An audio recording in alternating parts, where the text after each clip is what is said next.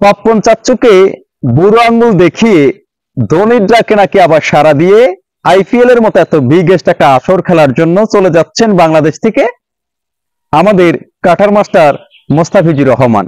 তো আমার কাছে এই ব্যাপারটা যদি সত্যি হয়ে থাকে অনেক অনেক ভালো লেগেছে। আইপিএল এর মতো এত বড় একটা বিগেস্ট আসরে আমাদের মোস্তাফিজুর রহমান, যেখানে তিনি উইকেটের ক্ষেত্র 14 উইকেট পেয়েছেন, খুব ভালো বোলিং করতেছেন এবং আইপিএল এর মতো একটা আসরে তিনি মেডেল ওভার নিয়েছেন। তাকে সেখান থেকে আমাদের বিসিবি কিভাবে তাকে আনার মতো সাহস পেয়েছে আমি জানি না। গতকালকে যখন চেন্নাই সুপার কিংস এর অধিনায়কে তাদের ম্যাচ জিতার পরে তিনি বলেছেন যে মোস্তাফিজুর রহমানকে যদি আমরা বসায় রাখতাম, তারে কন্টিনিউ না খেলাইতাম, তখন একটা কথা আছিল, সেটা তো আমরা করি নাই। অথচ বাংলাদেশের জিম্বাবুয়ের সাথে তাকে টি-20 ম্যাচে গিয়ে 3 ম্যাচে তাকে বসায় রেখেছে।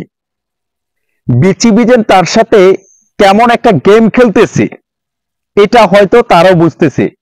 আসলে কি, আমাদের দেশে আমরা জানি যে একেবারে হীরার টুকরোকে কাজ মনে করে আমরা ছুঁড়ে ফেলে দিই।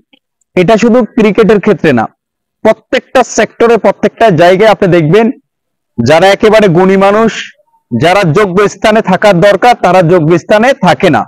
তো মোস্তাফিজুর রহমানকে আপনি বিপিএল এর মতো এত বড় একটা বিগেস্ট আসর থেকে আপনি নিয়ে আসছেন কি করার জন্য? তাকে জিম্বাবুয়ের সাথে খেলানোর জন্য, তাই না? কিন্তু তাকে সেখান থেকে এনে তাকে রেস্টে রাখছেন। আপনারা পারেন। এখন যদি ধোনির ডাকে যদি সাড়া দিয়ে যদি মোস্তাফিজুর রহমান তিনি চলে যায় চেন্নাই সুপার কিংস এর সাথে আইপিএল এর মতো এত বড় একটা বিগেস্ট আসর খেলার জন্য, আমি তাকে বলবো ওয়েল ডান।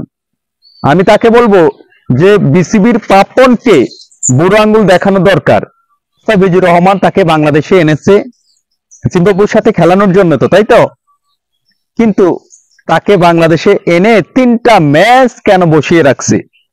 যারা বাংলাদেশের খেলাপ্রেমী আছেন, যারা ক্রিকেট খেলাকে ভালোবাসেন, আপনারা একটু আপনাদের মতামত জানান। বাংলাদেশে এর আগে অনেক প্লেয়ারের এই বিসিবি তাদের ষড়যন্ত্রের কারণে, তাদের স্বজনপ্রীতির কারণে অনেক ভালো ভালো ক্রিকেট প্লেয়ার এভাবে একেবারে অকালে তারা ঝরে গেছে। অনেকের এক বুক ব্যথা আছে, কিন্তু তারা বলতে পারে না। বলে কি হবে?